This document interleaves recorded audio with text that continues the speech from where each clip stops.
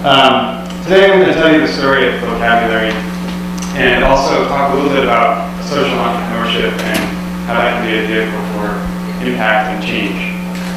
For those who don't know, Liz just mentioned some of this, but Flocabulary is an online library of videos, about 600 videos at this point, teaching all kinds of different subjects from science to math to social studies to, as the name might suggest, vocabulary. And a lot of people call us the 21st century schoolhouse rock, for anyone who remembers schoolhouse rock. All you high school students probably don't remember schoolhouse rock, but it was a great thing in the 70s. I'm too young for that, but schoolhouse rock is stuck with me. And we have a team of amazing artists and educators and rappers and producers and illustrators right across the river in Dumbo, Brooklyn. I'm a big Brooklyn advocate and ambassador. Great place to work. And today, Flocabulary is used in over 35,000 schools around the world, reaching millions of students and teachers. Before I tell you the story of how Flocabulary got off the ground, I want to quickly show you a little clip of a video so you get a sense of how this looks and feels and sounds. So this is going to be a video, sorry, let me pause that for a second. This is a video about I could go on forever. I am the shortest distance between 2 points, and I can relate to X and Y. Who am I? I'm not lying, I'm a line. You don't need to ask me. I never curve when these nerds try to graph me. Pick a point anywhere where I lie. You'll find the value for X and find the value for Y. Then slide, go for a ride. A new value for X and new value for Y. Check how my Y gets negative and my X gets negative. I'm the best who ever lived. On the graph, there's 2 lines I'm crossing. I only cross each once, no, not often. They ask, what's your Y-intercept? That's where I cross the Y-axis, take it from a vet. They ask, what's your X-intercept? That's why I cross the X-axis. Better get in step and line up. You know we make it pop. Lines off forever, cause we never ever stop.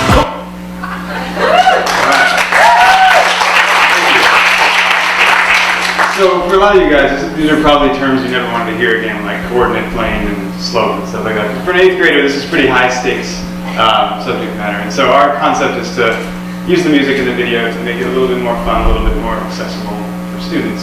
And as I said, now this is an established education company, but it wasn't always like that. It started actually back in 2003 or 2004 as a collaboration between 2 really nerdy guys. I'm one of those nerdy guys, and the other one was a guy named Blake Harrison.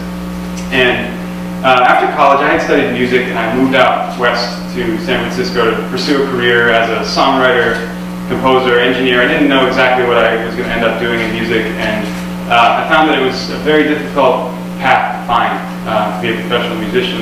And I did all kinds of weird jobs in the music industry, from working on film scores that you've never heard of, to making ringtones for cell phones. I did just everything you could possibly imagine. Sound engineering at a conservatory. And as I was a struggling musician, I also got a job as a waiter to pay the bills, which, as a side note, I highly recommend to anyone with a life experience. It's a very interesting thing to do.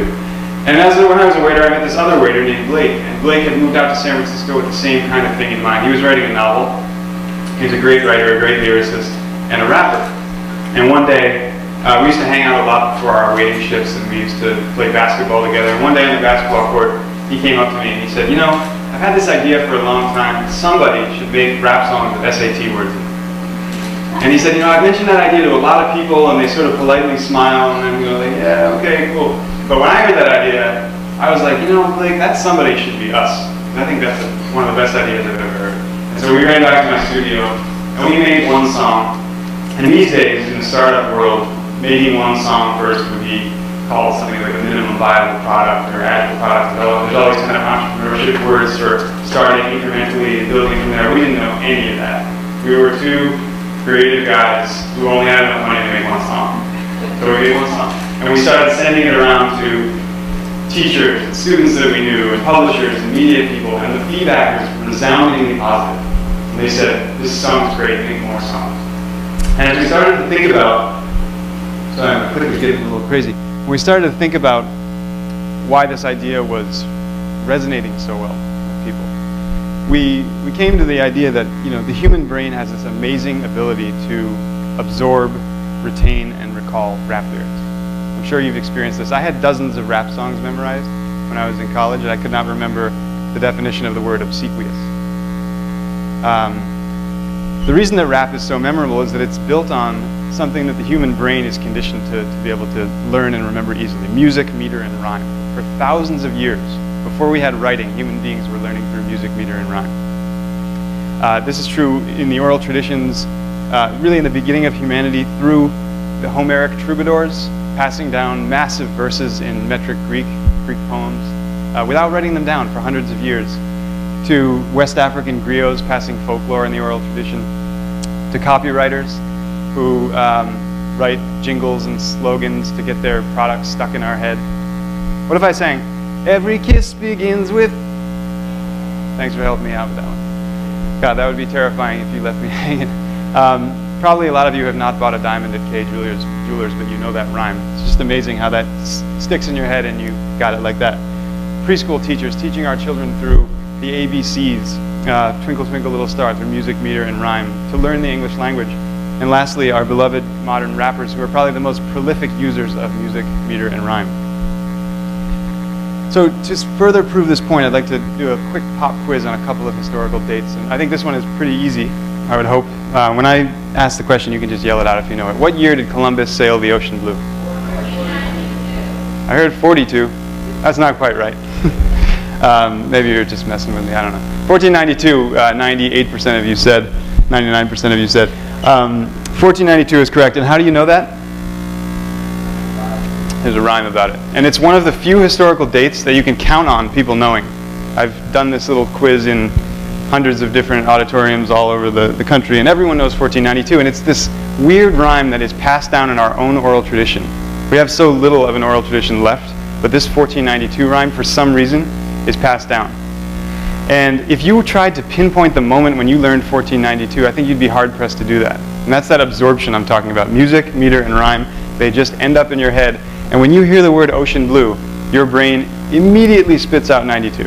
You'll be on your deathbed wishing that you didn't remember 92, and you'll be saying this rhyme. That's how long-lasting music, meter, and rhyme can be. So let's try this again to further illustrate my point. What year did the Pilgrims sail from England to Plymouth Rock? It's like crickets. I actually did hear it. Who said that? There's always like one history buff in every room that ruins my whole thing here. But I think you get the point. 1620, a little bit more obscure. It certainly wasn't a chorus of people saying the answer. And the reason we don't know it, one of the reasons that we've forgotten it, is we don't have a rhyme for it. So the Flocabulary way, write a rhyme. It was the year 1620, the Pilgrims landed in the land of plenty. It was the year 1620, the Pilgrims landed in the land of plenty. Now that's not like a Jay-Z rhyme. I'm not a rapper, right? But this rhyme does something immediately to the content, which is bring it to life, provide some context, and get it to stick in your head. So the kind of Flocabulary guarantee is that if you say this once to yourself now, maybe once as you're leaving, once when you go to bed, you'll never forget 1620. Now it's not all about dates, right? That's just the beginning of the idea, but this is a strategy that we started to build on. And what we learned as we were trying to get this idea off the ground is that the truth about business and about entrepreneurship is that the idea is about 10% of the equation, right? You don't hear this very much. We tend to romanticize the idea moment or the aha moment. Newton seeing the apple falling from the tree is the idea moment. The execution is going back to the lab and spending 2 decades proving the universal gravitation, right? Theory of gravitation. There were MP3 players before there was an iPod. There were social networks before there was Facebook. But the reason that those latter products are now ubiquitous and extremely successful is all about execution. Now let me tell you, there's a lot of really bad educational hip-hop music out there. You may not know that. I'm not sure why you would, but there's a lot of people over the years who have tried this, and we knew that if we were going to do this and actually make it successful, we'd have to do it really well. We'd have to make music that kids would want to listen to. We'd have to have it based on pedagogy that was sound enough that schools and districts would want to buy it. So this was sort of in front of us, and I think this is a pretty liberating idea that you can get into entrepreneurship even if you don't have the best idea ever. If you're willing to work hard to get it off the ground, you can you can make something successful out of that. So even if you feel like your idea is like, it's been done before, all about the execution. So when we started out, this is Blake and me in our studio on West 39th Street, which used to be a polluted estuary off of the Port Authority, and now it's like a gorgeous residential block. Tell how New York is transforming. This is us trying to look tough in our recording studio. Clearly not working, but we had started to produce some we call them albums, educational hip hop albums. One about the SAT, one about U.S. history, and we started to tour schools. And as we started to tour schools, we saw that this was having an impact on students. But some of the more business-minded advisors that we were talking to would say to us, "You guys don't have a business here.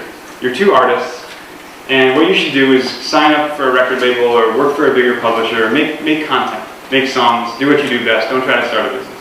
You don't have marketing, you don't have distribution, you don't have a business plan." And for a little while, we were like, maybe they're right. Maybe we should just make these songs for somebody else and get the 5% royalty check. But the turning point was when we visited a school in Brooklyn, very early on. This was a school that was using our SAT product. And we went in, and this was a school for students who had been removed from traditional public schools for learning disabilities, emotional or social disorders, to use their terms. And when we got there, we knew that the kids had been using it, but we didn't know what to expect. We visited a classroom, we performed a little bit. We used to perform for kids all the time at like 8 in the morning at assemblies, and they would just look at us like we were crazy when we first came out. But then by the end, they'd be like, "Oh, I kind of like that. It's better than a flashcard." And that's what I always wanted to be, better than a flashcard.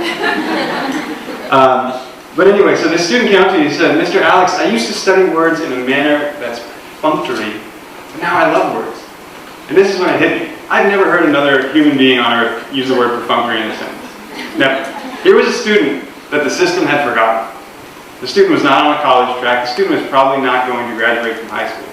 And he was using the word perfunctory, owning that word, using it in a sentence. And we came to understand that for students to really learn, we can't just focus on their minds, or even just their bodies. We need to focus on their hearts. Emotional engagement, holistic engagement is what creates lifelong learning. And we saw a transformational effect happen in the school in Brooklyn. And we said, we owe it to ourselves, we owe it to the teachers, we owe it to the kids to try to make this a business. It's one of my favorite quotes: "The best way to complain is to make things." We could have licked our wounds, put our tail between our legs, told the business heads that they were right. We could have just complained and said the system's broken. But we felt compelled to take a run at it. And we felt compelled to put everything we had into it. Now, there's another part of this, and that's the achievement gap. The something huge that we took a run at was the achievement gap, because it's something that is sort of glaring in education.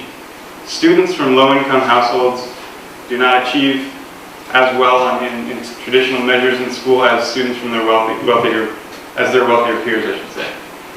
And one of the best predictors, so this is something that we learned well into our business, one of the best predictors of how well students are going to do on state tests is the sheer size of the vocabulary that the student has. Now, another truth is that students from low-income homes don't know as many words as students from high-income homes. The reason for this, actually there are very many reasons, but one is simply that students in higher-income homes have lots of conversations with their parents.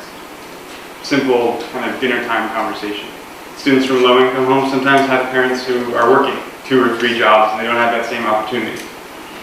And when we saw these statistics, we realized that we had an opportunity to create something that directly addressed this problem. Now, if vocabulary knowledge is a key to success and low-income students have lower vocabulary knowledge, we saw an opportunity. So we saw a tangible problem we could run at. And that problem is what I call the vocabulary gap.